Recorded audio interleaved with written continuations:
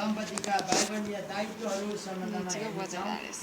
अनि क्रिस्चियन विवाहको जग चाहिँ हैन परमेश्वरले बसाल्नु भएको छ हैन। क्रिस्चियन विवाहको संस्थापक चाहिँ परमेश्वर आफै स्वयं हुनुहुन्छ। त्यसकारणले यदि हाम्रो क्रिस्चियन जग बिग्रियो भने परिवार त्यहाँबाट आउने सबै आशिषका कुराहरू बिग्रिन जाँदछ। त्यसकारणले हामी एकदमै होसियार हुनुपर्दछ हैन। म केही कुराहरू भाइलाई भन्नेछु, त्यस पछाडि बहिनीलाई भने पश्चात हामी अरू अगाडि बढ्नेछौँ। अब यहाँ हामीले बाइबलमा हेऱ्यौँ भने श्रीमान कस्तो हुनुपर्छ, श्रीमती कस्तो हुनुपर्छ, सबै कुरा यहाँ लेखिएको छ। तर कहिलेकाहीँ हामीले बाइबल नपढ्दाखेरि चाहिँ समस्या हुन्छ।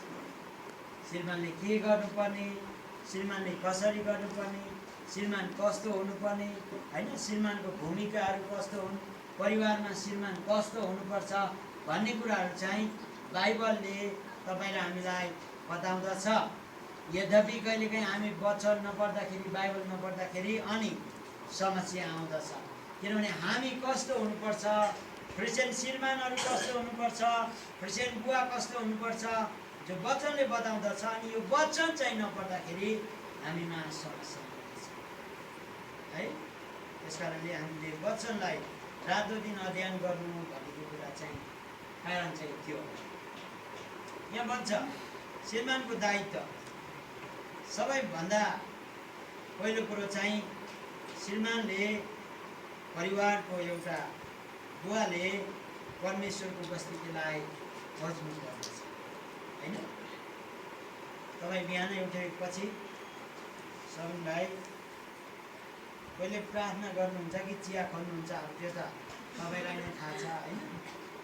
पहिले प्रार्थना नगरी कालो चिया हैन, milk tea, black tea, coffee खोल्नु थाल्यो भने चाहिँ अनि परिवार विचार गर्दै जानुपर्छ कतिको मजबुत हुन्छ कि घट्दै जान्छ हैन। त्यसकारणले हामीले उठेर अरू कुरा खोल्नुभन्दा पनि पहिले जाने ठाउँ कहाँ हो? परमेश्वरको उपस्थिति हैन। परमेश्वरको उपस्थितिमा हामी जानुपर्दछ। अनि आदमलाई पनि परमेश्वरले सबैभन्दा पहिले, विवाहभन्दा पहिले हैन, ऊ श्रीमान हुनुभन्दा पहिले परमेश्वरको उपस्थिति दिनुभयो। त्यसकारण यहाँले खोज्ने चाहिँ परमेश्वरको उपस्थिति हो हैन। चाहे ब्ल्याक टी नहोस्, चाहे कफी नहोस् कि जेसुकै होस् हैन, त्यो पछिको कुरा। चाहे खाउँला नखाउँला हैन, बाबु म खाए नि रातो नखाए नि रातो भन्छ नि हैन। भाइ ज्याङ्गो पनि हुनुहुन्छ, खाए नि मुख रातै हुन्छ, नखाए नि रातै हुन्छ। तर परमेश्वरको उपस्थिति चाहिँ खोज्नु भएन भने अनि भएको ज्यान पनि सुक्दै जान्छ, आत्मिक ज्यान त झन् कति सुक्छ हैन। त्यसकारणले हामीले खोज्ने, हामी सबै बुवाहरूले खोज्ने है, सबैभन्दा पहिलो कुरो परमेश्वरको उपस्थिति हो। तपाईँ जब ओछ्यानमा बिउजिनुहुन्छ, जब तपाईँको निन्द्रा खुल्दछ, तब तपाईँले खोज्ने भनेको चाहिँ परमेश्वरको उपस्थिति। प्रार्थना हो, परमेश्वरको चरणमा जाने हो, प्रार्थना गर्ने हो हैन, घुँडा टेक्ने हो। त्यो चाहिँ कुरो भाइले अब आजको दिनसम्म गर्नुभएको छैन भने आजको दिनदेखि, भोलिको दिनदेखि थालिहाल्नु पर्यो। त्यस पछाडि अब यहाँ अरू कुराहरू आउँछन् हैन। श्रीमतीका सबै आवश्यकताहरू, शारीरिक, आत्मिक, यौनका खाँचाहरू पुरा गर्ने चाहिँ श्रीमानको कर्तव्य हो। यसको मतलब अब भाइले एउटा व्यावहारिक जीवन काम पनि गर्नु पर्यो है। अनि आदमलाई पनि परमेश्वरले काम दिनुभयो। पहिले परमेश्वरले आफ्नो उपस्थिति दिनुभयो, त्यस पछाडि परमेश्वरले कामहरू दिनुभयो। अनि अस्ति लाजरस तेलुङ आउनुभएको थियो अनि भन्दै हुनुहुन्छ दुईवटा छोराले विवाह त गरे अरे, तर कामै नभएर त्यो ससुराको हैन, घर परिवारको जग्गा बेच्दै खाँदै, उपचार गर्दै, जग्गा बेच्दै खाँदै, खै कति कठाबाट कति कठामा झरिसकेको थियो अरे हैन। अब हामीले यदि काम गरेनौँ भने परिवारलाई पाल्नु पर्यो त्यसको मतलब हामी अलिकति व्यावहारिक जीवनमा हुनु पर्यो कि प्रभुको सेवकाई गर्नु पर्यो कि काम गर्नु पर्यो हैन।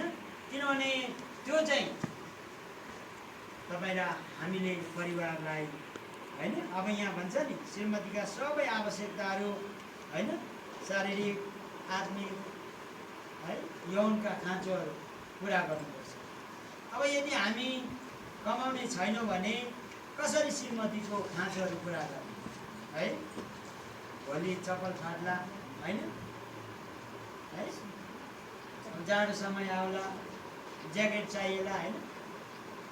लु मलाई त ज्याकेट चाहियो भन्दाखेरि अब आफूसँगै छैन भने कहाँबाट हैन, उधारो कति लिनु, उधारो लिँदा लिँदा साउजीले पनि कतिचोटि पत्याउला।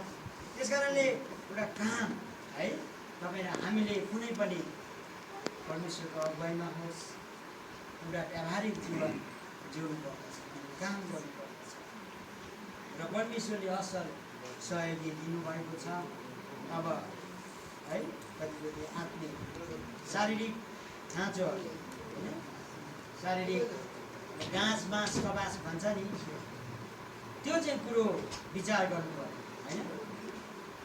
म भन्दा नि तैँको कमाना अलि धेरै ज्यानको खतरा छ भन्नु मिलेन होइन। त हुन्छ त तैँ कमाना, तर तपाईँ र म एउटा श्रीमानले त्यसो गऱ्यौँ भने है हाम्रो परिवार कता जाला। त्यस कारणले शरीरका आवश्यकताहरू पुरा गर्न, सबै आवश्यकता पुरा गर्न अब भाइको जिम्मेवारी थपिएको छ होइन। यदि हामीमा काम छैन भने, आय आम्दानीको बाटो छैन भने तपाईँ र मैले कसरी श्रीमतीको खाँचोहरू पुरा गर्ने, कसरी श्रीमतीको आवश्यकताहरू परिपूर्ति गर्ने, समस्या हुन्छ।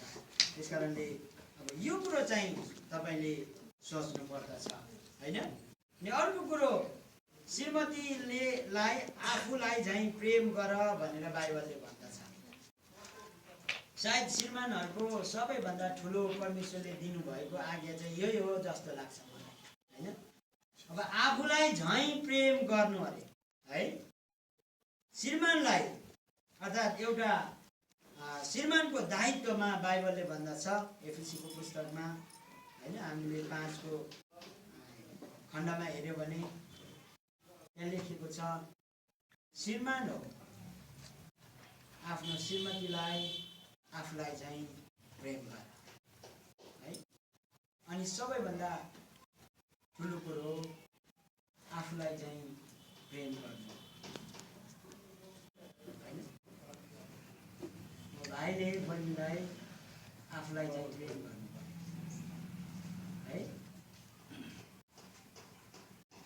होइन। त खै कताबाट झुकेर आइसेस् भन्नु मिलेन है। त्यसो भन्ने भने चाहिँ परिवारको जग जरो बस्ने होइन, झन् इँटा त्यो बाङ्गे टिङ्गे लगाएको निसिँदै निसिँदै गएको जस्तै हुन्छ है। त्यस कारणले अब आफूलाई झैँ पत्नीलाई प्रेम गर भनेर वचन दिँदैछ है। प्रेमको अर्थ सबैभन्दा ठुलो आफैलाई रित्याएर दिनु होइन। कोही कोही श्रीमान हुन्छ नि घरमा चाहिँ केही नल्याउने, 1 केजी स्याउसम्म ल्याउँदैन, बाहिर चाहिँ रोस्टहरू खान्छ होइन, तन्दुरी खान्छ, छोइला खान्छ, पचेला खान्छ, भुटन खान्छ है। उता साथीसँग है पायो भने 5 स्टारसम्म छिर्छ होइन। त्यस्ता बेलुका खानेकुरो त कति हो कति हो, तर घरमा चाहिँ 1 केजीसम्म ल्याउँदैन होइन।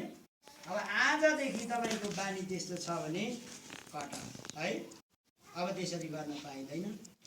तर यहाँ भन्छ प्रेमको सबैभन्दा ठुलो अर्थ चाहिँ आफैलाई रित्याउनु होइन।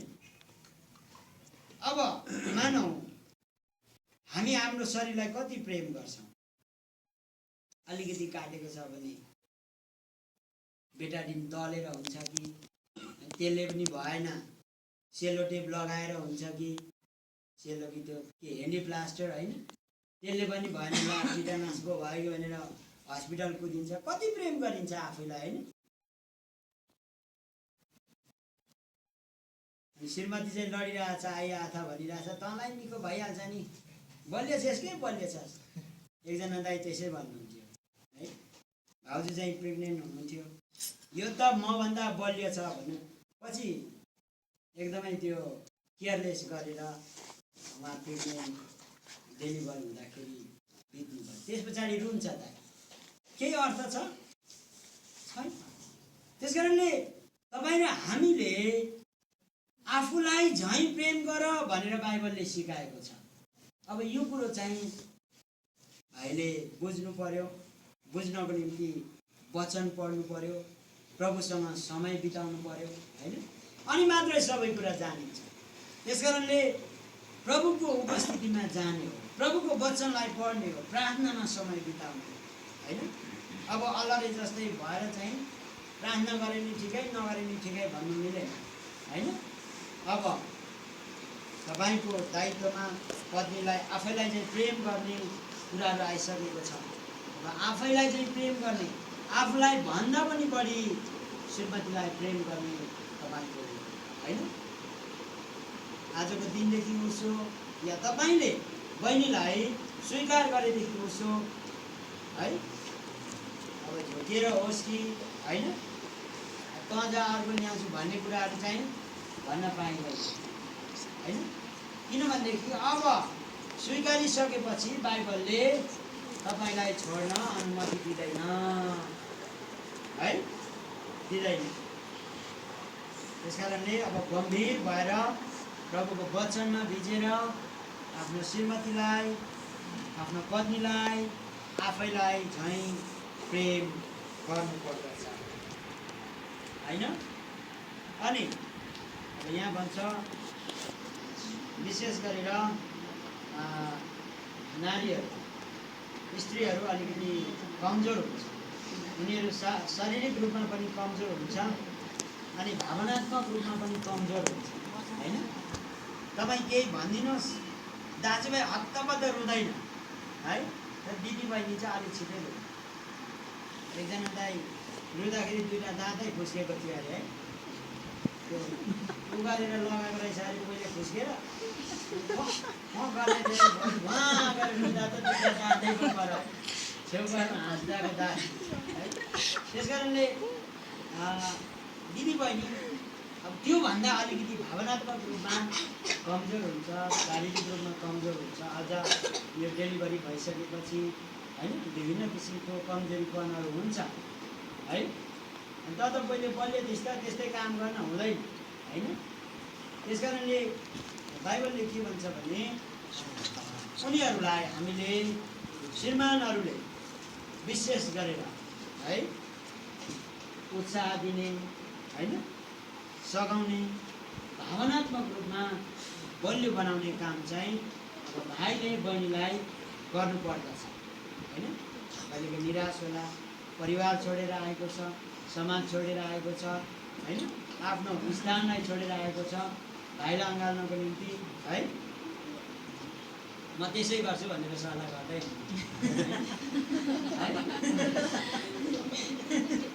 बहिनीले गर्नुहुन्छ कि बाटो हुनुहुँदो रहेछ बहिनी भाइले चाहिँ गर्छु भन्ने है त्यस कारणले भावनात्मक रूपमा पनि यहाँले अब उत्साह दिने काम होइन हौसला दिने काम यद्यपि कतिचोटि विभिन्न कुराहरू हुन्छ परिवार भइसकेपछि कहिले सुख होला दुःख होला विभिन्न परिस्थितिहरू हुन्छ त्यसमा अब हरेक अवस्थामा भाइले बहिनीलाई एउटा उच्च मनोबल बनाउने काम भावनात्मक रूपमा हौसला दिने काम उत्साह दिने काम चाहिँ गर्नुपर्दछ है अनि अब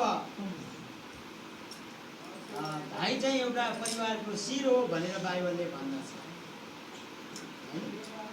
त्यसको मतलब राजाको शिर चाहिँ खोजेर लगाउनुपर्छ भन्ने होइन तर बाइबलले अब मुख्य जिम्मेवारी चाहिँ कसलाई दिएको छ श्रीमान भाइलाई दिएको छ श्रीमानलाई दिएको छ त्यसकारण अब मानौ तपाईँ यता फर्केर हिँड्न सक्नुहुन्छ मलाई हेर्नुहोस् सही भाइ यता फर्केर यता हिँडिन्छ हिँडिन्छ भने हाम्रो शिर जता अगाडि देखाउँछ त्यता हाम्रो खुट्टा के गर्छ बढ्छ चल्छ होइन। भनेपछि अब जिम्मेवारी चाहिँ भाइको काँधमा आएको छ। अलि तिमी अलिकति पहिलेकै विश्वासी पो त हो, सिकाउन भन्नु मिलेन अब है, लाग्दो हुन्छ। त्यस कारणले अब भाइले सिकाउनको निम्ति परमेश्वरको उपस्थितिमा जानु पर्यो, परमेश्वरमा प्रार्थना गर्नु पर्यो होइन, प्रभुसँग समय बिताउनु पर्यो, वचन पढ्नु पर्यो है। अब शिरको काम चाहिँ एउटा मुख्य भूमिका चाहिँ भाइको जीवनमा परमेश्वरले दिनुभएको छ। अब भाइले परिवारको नेतृत्व गर्ने है, प्रार्थनामा होस्, सङ्गतिमा होस् है, सेवामा होस्, विभिन्न निर्णय लिने कुराहरूमा होस् होइन। अब बहिनी शनिबार म जान्न भन्यो भने पनि अब भाइले होइन कहिले माया गरेर, कहिले वचनद्वारा सम्झाएर, कहिलेका अलिअलि यसो अधिकार पनि भिटो भन्छ नि, भिटो पनि प्रयोग गरेर ल्याउनु पर्यो होइन। अब भाइ नै लु म चाहिँ जाँदिनँ है, तिमी जाऊ भन्यो भने के भयो, यता फर्केर यसरी हिँडे जस्तै भयो होइन। कता गएर ढुङ्गामा अडेस लागेर ठोकिन्छ कि के छ कि अगाडि है। त्यस कारणले सङ्गतिमा होस्, वचनमा होस्, बेलुकीको प्रार्थना, बिहानको प्रार्थना, हरेक कुरामा अब भाइले चाहिँ एउटा त्यो नेतृत्व